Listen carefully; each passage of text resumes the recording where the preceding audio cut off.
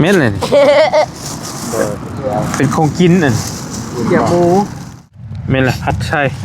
เลยขอบใจโคมไว้ถ่ายคลิปโอ้โดยแก้บังดูแต่ว่าคันว่านี่เนี่ยคันว่าเจ้าบุพเพกินบนแช่กลางคืนแรกได้นี่บ่ได้ฮะบ่โดยครั้งแรกที่คักแมนได้หับจากผู้ใหญ่ที่นี่ก็เป็นโคมของใช้เจ้าไว้ใช้อย่ามาบังดูเป็นโคมของเมย์เพิ่นฝากมาแต่ไทยอยู่คู่สิคักอยู่ฝากโคมมาให้แล้วก็เพิ่นฝากเงินมาให้ซอยเฮ็ดเทือนเจ้าอีก 5,000 พังอีก 5,000 บาทเด้ออีก 5,000 บาทได้ครับเด้อทวีไปจังอันนี้เฮ้ยบ่ต่อลาดกระบังบ่เฮ้ยบ่แท้เอาเบิ่งถาเบิ่งกัน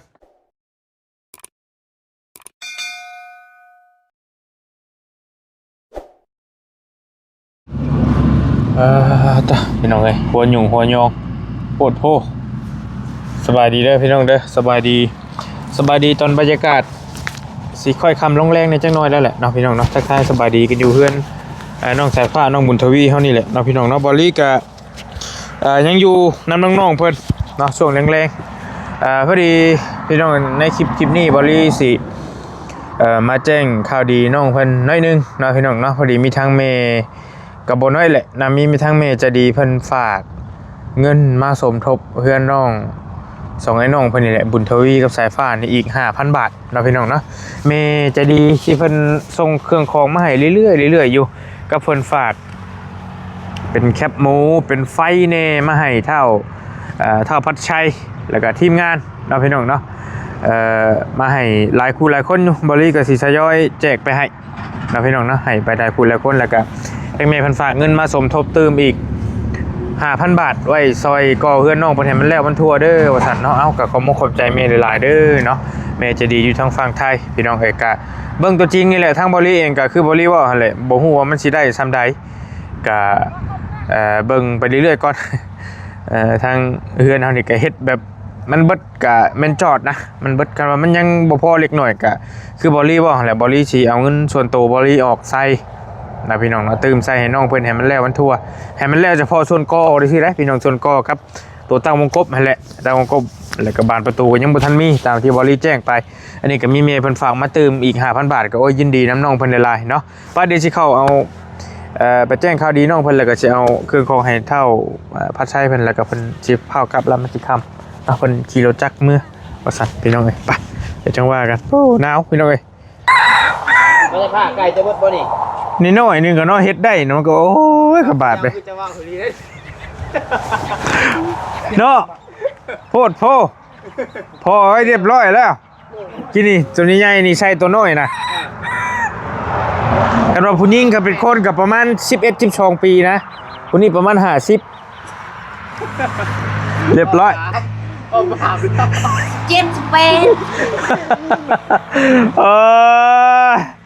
เรียบร้อยเลย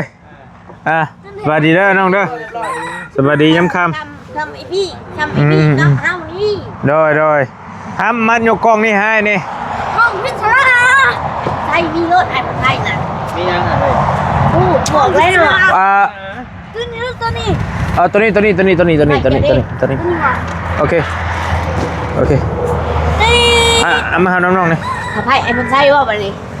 ไม่ได้จะไพ่แล้วจะว่าประชัยอยู่จะหึงเลยมันจะไพ่แบบไรอ้าวว่าไอ้พี่ชัยคือเนาะ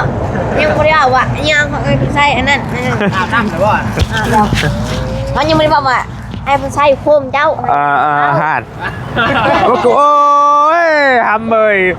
ซ้ำบอกแล้วนั่นเนาะแล้วช่วยนั่งอยู่ใช่ปะนี่ก็ได้นะวะมันกระบอกคืออีกนอนหนาวงกบกันเนาะศาสตร์มาดูพวกละศาสตร์ยังบ่ศาสตร์ว่างอยู่ว่าจะงานว่างบ่หรือว่านางพื้นเลยบ่มีรถเนาะมีรถบ่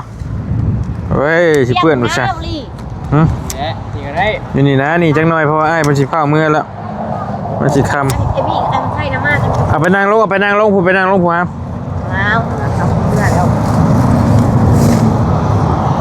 ไปนั่ง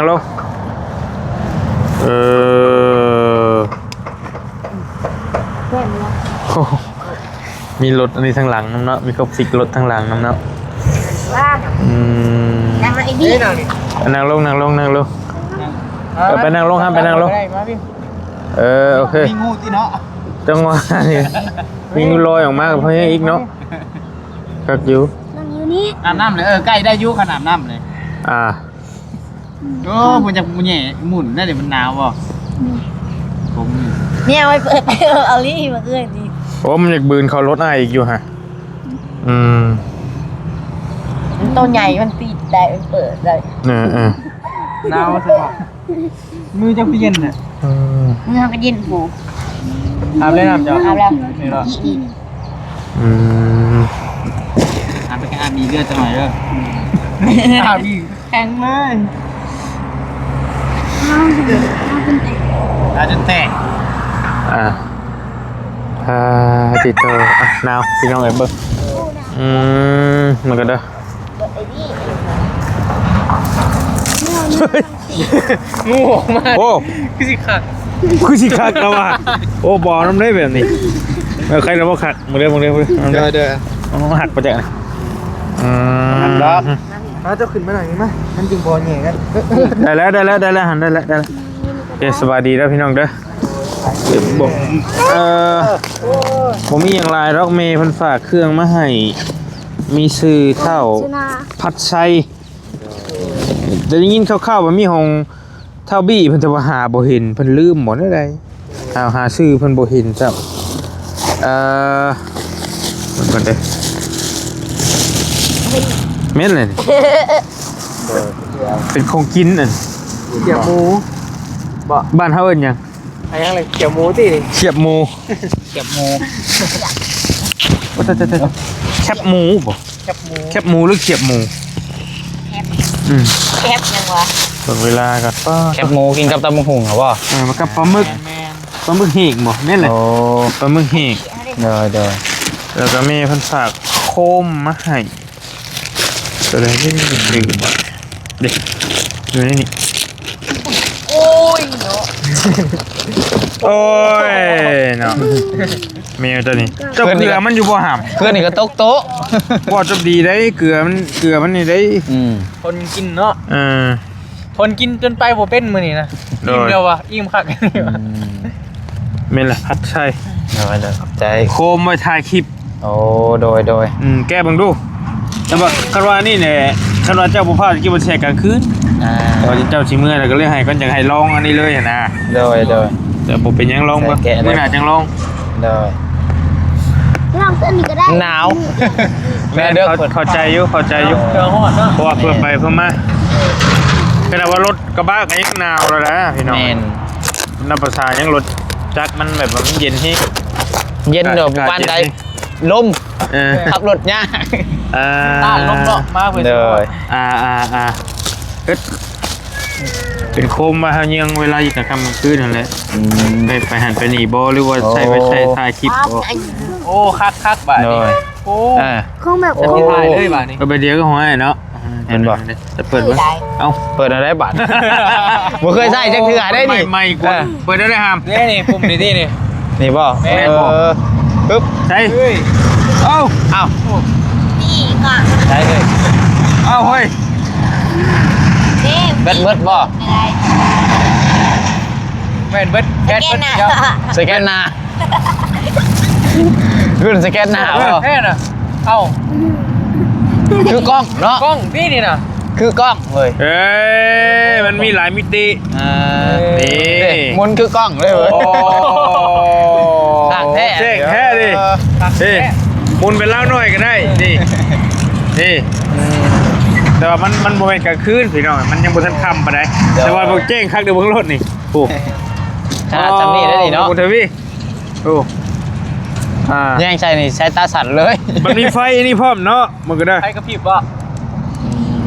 บ่ได้เบิ่งแต่แล้วว่ากินนี่นี่ก็มีว่ะบ่ตัวนี้มันคือหุงตัวนี้ว่ะซีมันเท่าไหร่เดี๋ยวโมเมนต์ตัวนี้นะมันหุงอยู่ใส่ว่ากินนี่คือกล้องนี่เนาะตอนแรกว่ากล้องแดงคืออยู่คือกล้องก็ถ่ายเป็นไฟกับกินกับกินได้ย่างเซต้าแล้วเดี๋ยวมาลีว้าวเจ้าก็ได้ตั้งตัวนี้ก็ได้ อ๋อยังเสียตากัน ใช่สากผมเนาะโอ้ คักแม่นแต่ซะนี่ชาอยู่พี่ชาโทรศัพท์ก็ได้บ่แม่นอันนี้ USB โอ้มีสากโทรศัพท์ เหมือน USB ปุ๊บ บัดนี้สิบ่ได้พักนั่น พก power bank เลย บ่ได้พกใส่พกแดนสากตัวนี้เต็ม อ่าแล้วก็มีอีกหลายคนอยู่พี่น้องเดี๋ยวจะไปสิไปึ๊บอ้พี่ ๆได้เฮ้ย เก็บประมาณนี้แหละ ไอ้พี่ นี่จะเป็นของทีมงานช่วงนี้เดี๋ยวสิไปให้เพื่อนน้ำหลังโอ้เฮ้ยแต่เบิ่งของเท่าน้องบี้นี่รอบหน้าน่าจะเป็นรอบหน้าเป็นเมย์ได้ยินเมย์เพิ่นว่าข้าวๆลูกเอาไว้ก่อนโอเคมีแต่ฝากเจ้านมมือขอบมกขอบใจเมย์เพิ่นจักหน่อยเด้อ โดย เมย์จะดีอยู่ฝั่งไทยเพิ่นบ่ให้ออกสื่อออกเสียงดอกเด้อขอบใจเพิ่นจักหน่อย ยังได้ก็ขอบคุณเด้อทางแม่ใจดีอยู่ทางฝั่งไทย เจ้า ที่ผากโคมกับยังของกินเนาะเขียวหมู ของกินน่ะเป็นของกิน กับปลาหมึกมาให้ โดย ลูกจึงได้ก็ขอให้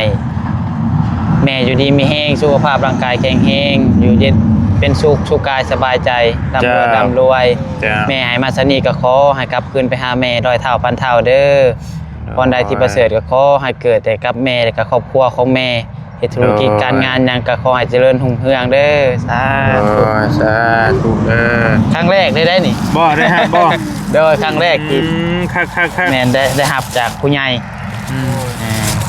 ผม ติดใส่บ่รถไว้ โดย เอาเฮาเมืองค่ำคืนรถเสียรถหยังบ่ แม่นอยู่ สะดวกคือหยังเด้ เพื่อกับพ่อแบบ แม่ เป็นยางใส่ตารถใหญ่นะ เอ้าเพิ่นมาเปิดตาสูงเจ้าเด้เอาก็สิเอาโคมแล้วนิบใส่หัวเลย เวลาเพิ่นแซงติ แม่น เง่ใช้รถนะรถ10ล้อฮะบักเง่ใช่ โดยเห็นว่าเขาขี่รถเต็มตาหงกันเปิดใส่แท้ แม่นนะบางทีมันบ่เห็นนะมันบ่เห็น ไอ้ กับ พี่มีตาบ่ นี่โอ้ผมว่ารถเราแท้โอ้ไอ้บุญทวี เอาเว้นระเบิดตาจะเสือ ไปเข้าอีตอนได้ดิ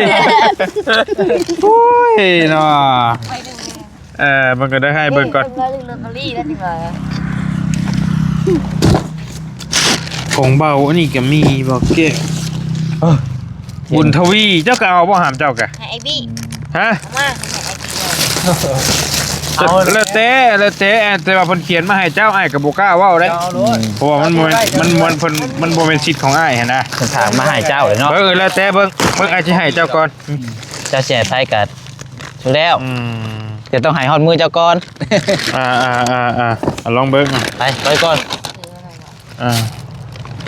บุญทวีแม่นเหรอนี่บุญทวีอ้าว โดย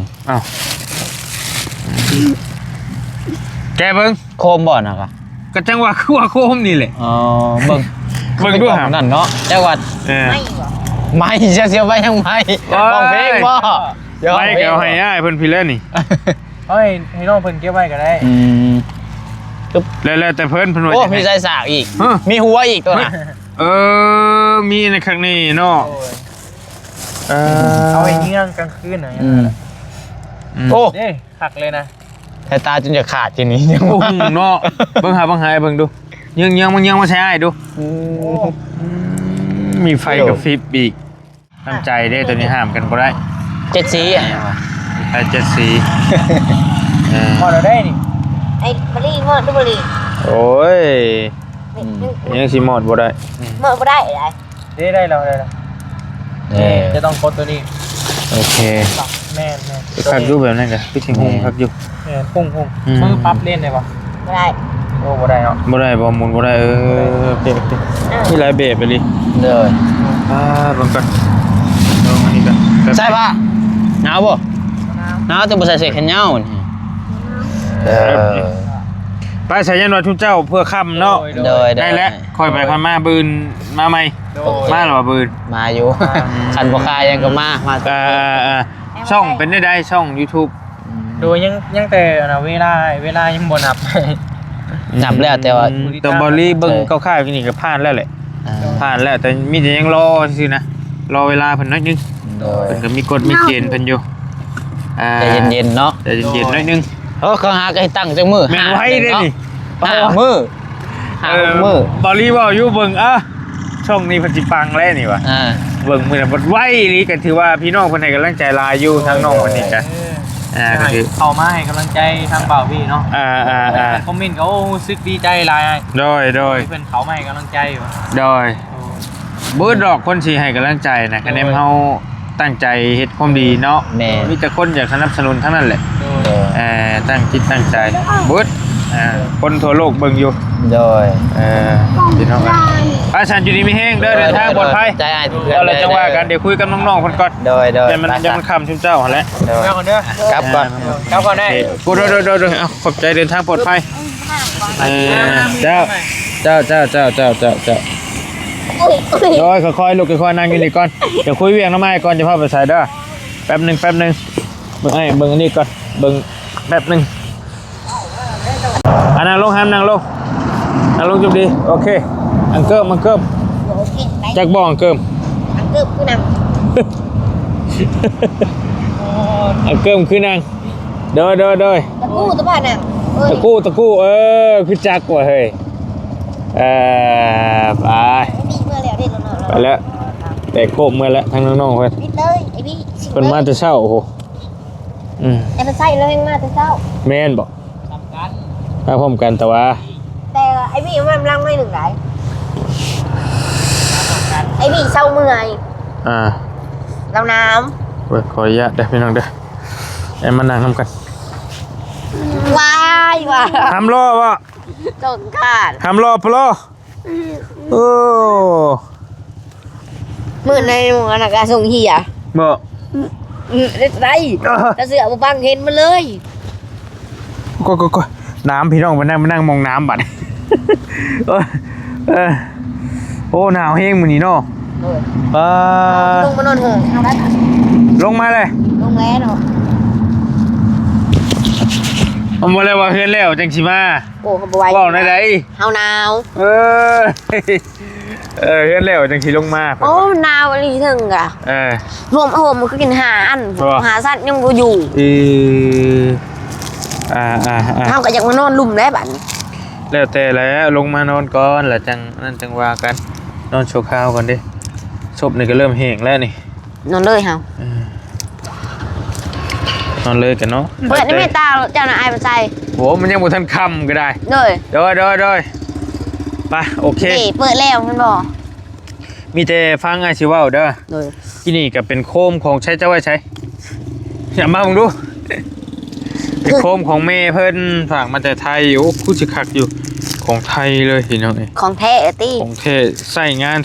20ชั่วโมงบ่นี่เพิ่นบอก 50 โอ้โหก็ใช่ถึงเบิ่นบ่อยปรับได้4ระดับ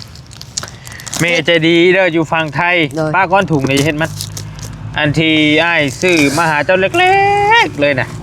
ที่อ้ายซื้อน้ำแพ็คมาให้เจ้าเห็ดหลุดมือน่ะจื้ออยู่แล้วอ่ะ จื้ออยู่ คนแรกเลยฝากมา1,500 บาทพี่น้องฝากมาซอยน้องเพิ่นบ่รีซื้อน้ำซื้อน้ำอยู่น้ำกินแต่แรกๆแล้วที่บ่รีมาหาน้องเพิ่นในช่วงเริ่มต้น กระดำครับ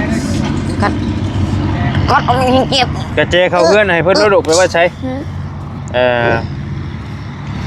อุ๊ย แล้ววันนี้เลยทั้งเมย์เพิ่น ไอ้บี้ไอ้มันใส่แข่งกันเลย พังไงสิเปล่าเมย์เพิ่นนี่ก็ซอยมาเรื่อยๆอยู่มีน้องเรื่อยๆทั้งเมย์เพิ่นฝากมาเทื่อละ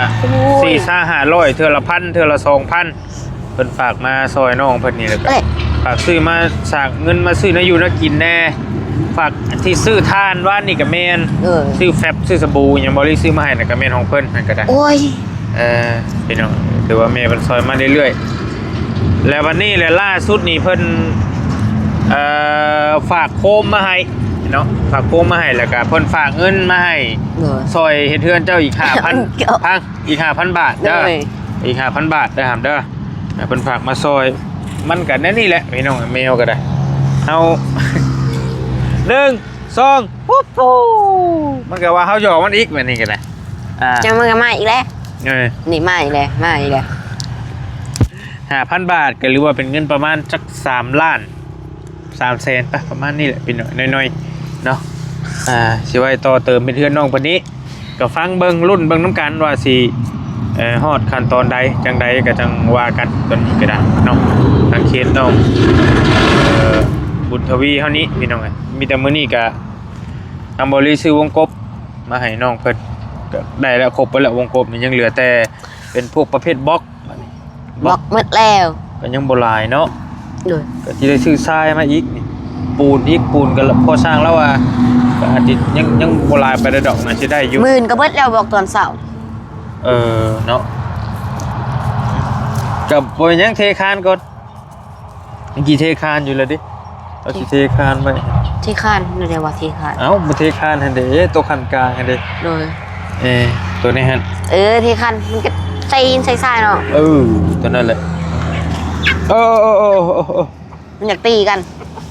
ได้ประคำไปเลยบ่ห้ามมานี่ห้ามน้อยนะ ไปเลย แต่ฟ้ามาเร็วมา หนาว โอ้เย็นพี่น้องเย็นแห้งมานี่ฮะมาเร็วมานั่งลงจะเราขึ้นนอนแล้ว ให้บ่หนาว คือกัน ขึ้นนอนฮะว้าวขึ้นนอนพายบ่ขึ้นนอนได้หนาวแล้ว ตั้งใจเด้อจะลิดแนวอื่นนะปะทิ่มปะมือก่อนไม่ยังอันนี้ปลูกไก่กากระเซลเซลอยู่โคตรโฟนบมือขอมกขอบใจขอบุญขอบคุณเมย์ใจดีเพิ่นอยู่ทางฝั่งไทยเด้อนี่โคมเพิ่นฝากมาให้แล้วก็ฝากเงินมาตื่มซอยเดือนเจ้าอีกเด้อ5,000 บาทอยู่ละไม้แรงเงินในเก็บไว้อยู่เด้อเอ้าขอบคุณเด้อ เมย์ใจดีอยู่ฝั่งไทยอีซอยนอกสายฟ้ากับบุญทวีขอให้เจ้าอยู่ดีมีแห้งความเจ็บจะได้ความไข่อย่ามีอย่าเจ็บอย่าจนลำรวยเฮงปังอย่าเจ็บอย่าจนสาธุเด้อแม่เด้อเนาะ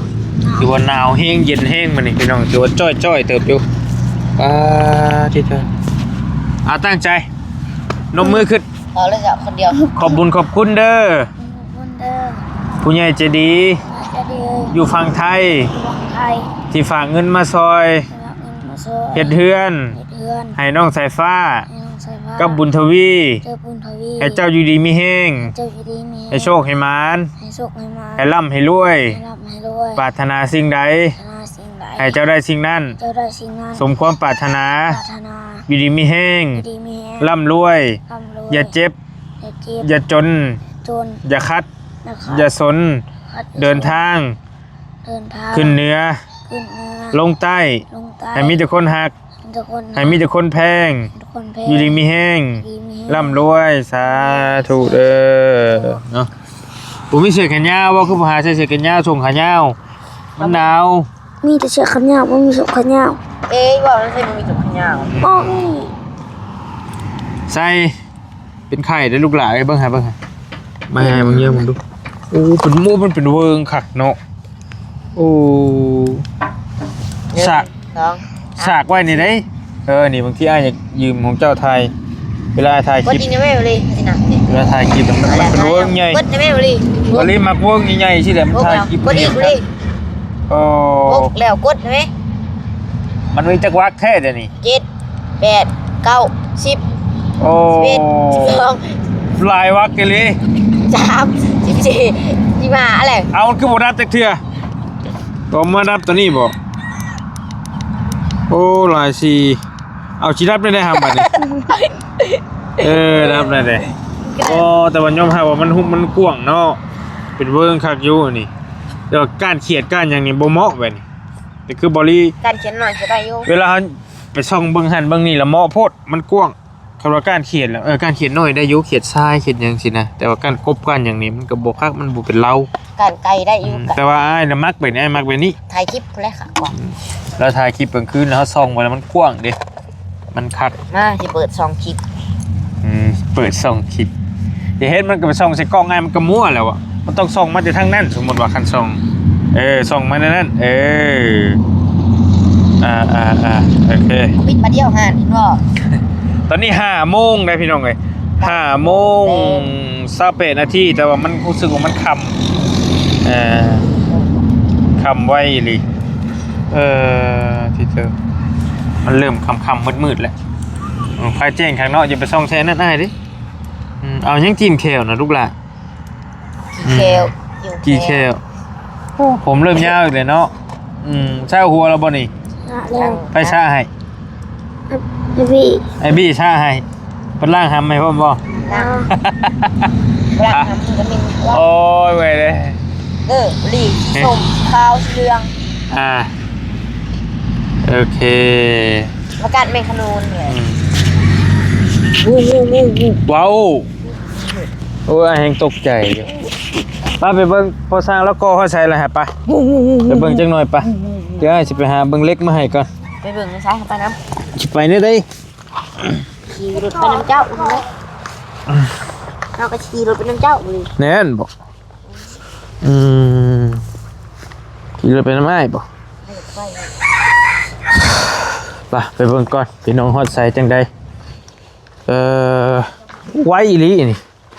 เฮ้ยมักหามคือข้อเป็นบ่โอ้พิลึกแท้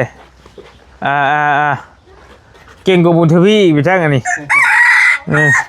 เฮ้ยบ่ว่าต่อลาดกระบัง ว้าวเฮ้ยว่าแท้เอาเบิ่งถาเบิ่งกัน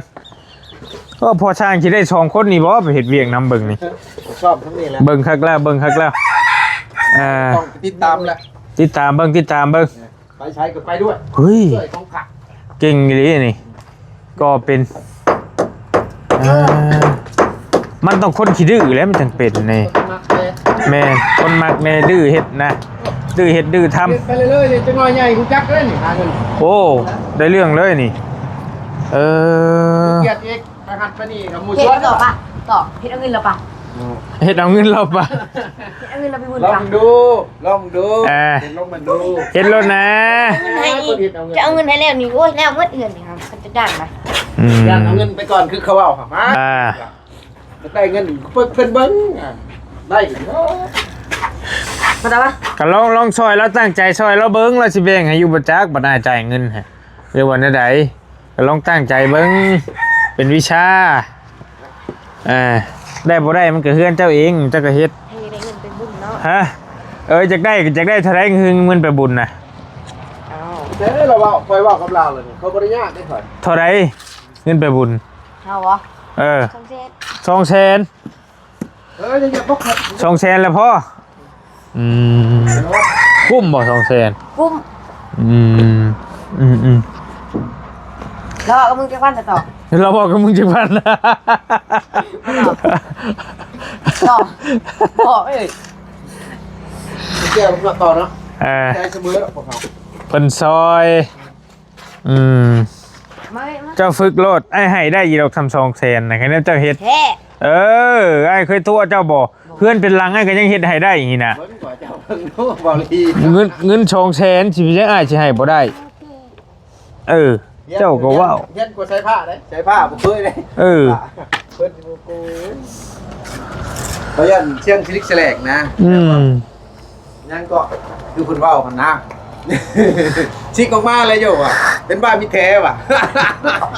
เพื่อนเป็นลังผู้ใหญ่เพิ่นยังเฮ็ดให้ได้เป็นยังเงิน200,000เพิ่นสิให้เจ้าบ่ได้คะแนนเจ้าดูเจ้ามันนะครับบ่ยากหรอกซำนั้นน่ะคะแนนเจ้าตั้งใจเฮ็ดเวียกเฮ็ดงานหั่น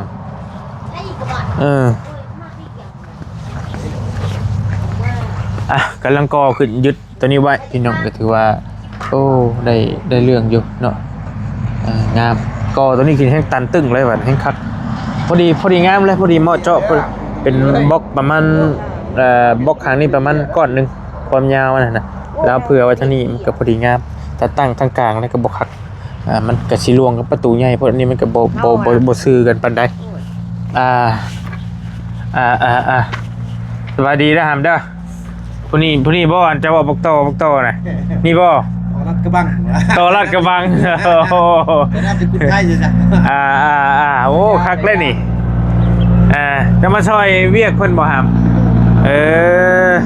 เจ้าไปช่วยแล้วบ่เจ้าไปช่วยยังเรานะหามฮะไปค้นข้าวไปเลี้ยงงัว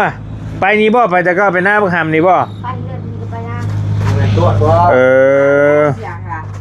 นี่นาฬิกาเอง อยู่นี่บ่ไป พิ่นนอนอยู่หน้าเจ้าบ่แต่เก่าน่ะ บางทีก็นอนบางทีก็บ่ได้นอน นี่พอไอ้ถามเพิ่นบ่ได้ถามเจ้า เอ้า พากันไปใช้แต่เก่านะครับ ไปเที่ยวหน้าเที่ยวเพื่อนเลย พากันไปเฮ็ดหยัง เสียยังนอนเกมเหมือนกัน นอนเล่นเกมอย่าอันนี้เกมมันก็เลี้ยงงัวบ่เลี้ยงอยู่บ่งัวมีงัวเลี้ยงบ่ นี่ เคยได้ยินเพิ่นว่าไปเลี้ยงเฮาไปเลี้ยงงัวซอยแล้วมันมาก่อเพื่อนซอยเฮาเพิ่นว่านั่นเอง พูดแล้วเขาไปเอา